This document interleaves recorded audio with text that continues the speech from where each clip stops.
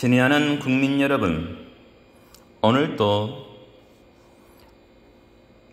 영혼을 움직이는 말에 대해서 여러분과 함께 나누고자 합니다. 한 집에 두 아이가 있으면 날마다 전쟁이 일어나기 십상입니다. 큰 아이와 작은 아이가 붙어서 싸우면 대개 힘이 딸리는 작은 아이가 먼저 싸움을 포기하고 엄마에게 쪼르르 달려가 안기면서 엉엉 웁니다. 형한테 얻어맞은 작은 아이는 지금 몹시 화가 나 있습니다. 이때 아이가 운다고 해서 아이가 슬퍼한다고 판단한다면 엄마로서의 자격이 없는 사람이지요. 화가 나서 우는 우리 아이에게 엄마가 해줄 일이 있습니다. 아이를 껴안고 이해하고 공감해 주는 일입니다.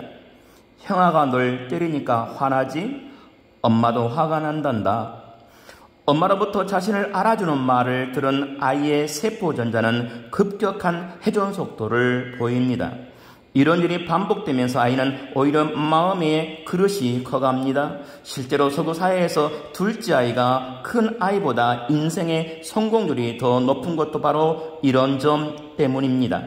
그러나 우리의 엄마들은 아이들이 싸우면 대체로 다음과 같은 행동 양상을 보입니다. 우선 큰 아이부터 야단을 칩니다. 너네 형이 되어가지고 어린 동생을 때리는 거니? 네가 형이야? 형이면 형답게 굴어야지. 너는 형 자격이 없어? 라는 식입니다. 그것도 모자라 분이 풀릴 때까지 아이를 때리기도 합니다. 다음에는 형한테 맞아 울고 있는 작은 아이를 붙들고 닥달합니다. 너 왜 그랬어? 내가 잘했으면 형이 너 때렸겠어?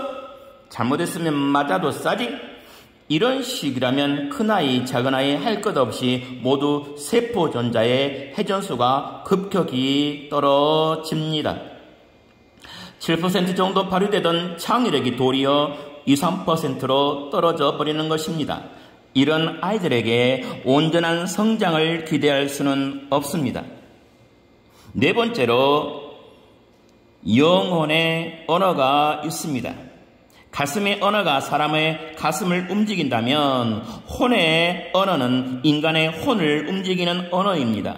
가슴의 언어가 사람의 마음을 순간적으로 감동시키는 힘이 있다면 혼의 언어는 사람의 마음에 인장처럼 도장처럼 영원히 박히는 힘이 있습니다. 혼의 언어란 무엇입니까? 혼의 언어란 흔히 말을 하는 겁니다. 혼이 말을 하는 겁니다. 혼이 하는 말을 듣고 혼이 알아듣는 언어를 말합니다. 혼은 눈, 얼굴, 표정, 손, 몸동작 등을 통해서 말을 합니다. 아무 말을 하지 않아도 우리의 몸 전체가 얘기를 하고 있는 것입니다. 오히려 입에서 나오는 말보다 더 많은 의미를 전해줍니다. 그러므로 설교 때 원고를 보면서 무표정하게 읽어 내려가는 것은 사실 진리가 아닙니다. 정중은 설교자의 얼굴 표정, 태도, 동작을 통해서 메시지를 듣기 때문입니다. 혼의 언어를 몸의 언어라고도 합니다. 몸 전체로 하는 언어는 청중에게 진리를 전달해주는 컨베이어 역할을 합니다. 아무리 좋은 내용이라도 이것을 청중에게 전달해주는 몸의 언어가 잘못되었을 때는 청중을 감동시키기 어렵습니다. 교수가 강의를 하고 앞자리에 김영미라는 학생이 앉아서 열심히 강의를 듣고 있습니다. 라는 상황을 상상해 보기 바랍니다.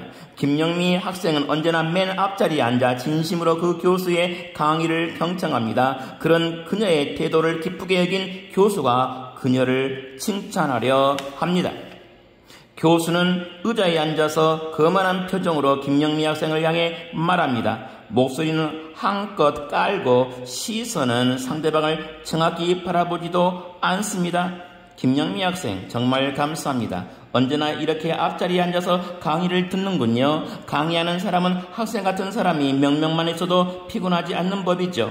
그렇게 열심히 들어주니 정말 고마워요. 내게 많은 힘이 됩니다.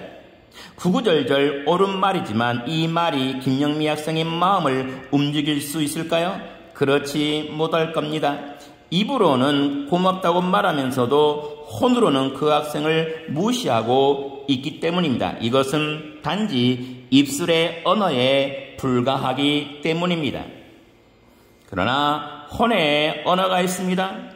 교수가 일어나서 환하게 웃는 얼굴로 김영미 학생 앞으로 다가가서 상체를 약간 구부려 먼저 목례부터 합니다. 목소리는 진지하고 경쾌하며 시선은 김영미 학생을 똑바로 향해 있습니다. 김영미 학생, 늘 내 강의를 경청해줘서 고마워요.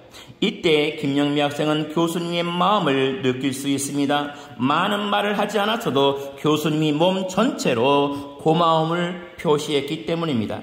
짧은 말 속에 들어있는 진실이 고스란히 전달된 것입니다. 이런 태도로 다가오는 사람을 경계할 사람은 아무도 없습니다. 자신도 모르게 마음의 문빗장을 풀어버리고 그를 받아들이게 됩니다. 인간관계가 잘 이루어지지 않는 원인은 상대에게 지지 않으려는 마음, 나를 내주지 않으려는 마음의 방어벽 때문입니다. 그러나 이런 태도 앞에서는 마음의 방어벽도 금세 허물어져 버립니다. 말이 바뀌면 인생이 바뀝니다. 인간은 자기 몸을 낮추고 다가와서 이쪽 얘기를 들을 자세를 취하는 사람을 만날 때 쉽게 마음의 방어벽을 허뭅니다. 마음의 방어벽이 무너졌다는 것은 상대를 마음으로부터 받아들였다는 것을 의미합니다. 곧 내 마음의 고삐를 상대에게 넘겨주었다는 말입니다. 반대의 경우도 물론 마찬가지입니다. 여기에 아내가 남편을 안전히 자기 사람으로 만들고 남편이 아내를 안전한 자기 사람으로 만드는 비밀이 있습니다. 예를 들어 남편이 혹은 아내가 정말 멋없이 굴어서 소망이 없다고 느껴질 때 이 혼의 언어를 사용해 보십시오. 상대가 얘기할 때 상대에게 살짝 다가가서 몸을 약간 숙이고 그 사람의 이야기를 열심히 듣는 것입니다. 듣기 거북하더라도 꾹 참고 들어주는 일을 몇 달 동안 계속해 보십시오. 틀림없이 5달 안에 상대가 변화하는 모습을 볼 수 있을 것입니다. 아이들한테도 마찬가지입니다. 혼의 언어로 다가갈 경우에 아이들은 부모를 향해 두꺼운 장막을 걷습니다. 그래서 혼의 언어를 일명 폭탄 언어라고도 합니다. 아무리 단단한 마음의 벽이라도 폭탄처럼 부숴버릴 수 있다는 뜻입니다.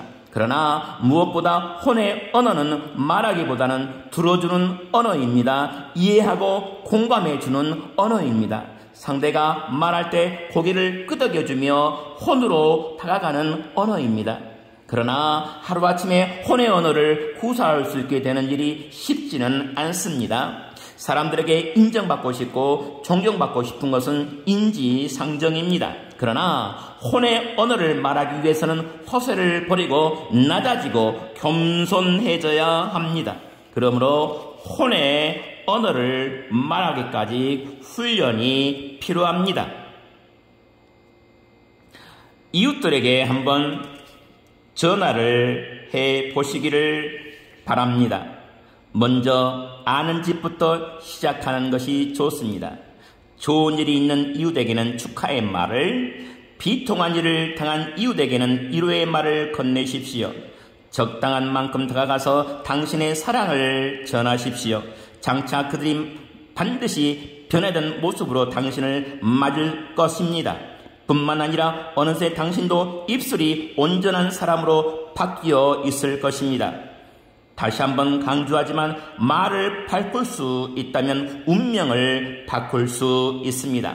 말이 바뀌면 나를 대하는 주위 사람들의 태도부터 달라지고 창의력과 지능이 높아져서 안 될 일이 없어집니다.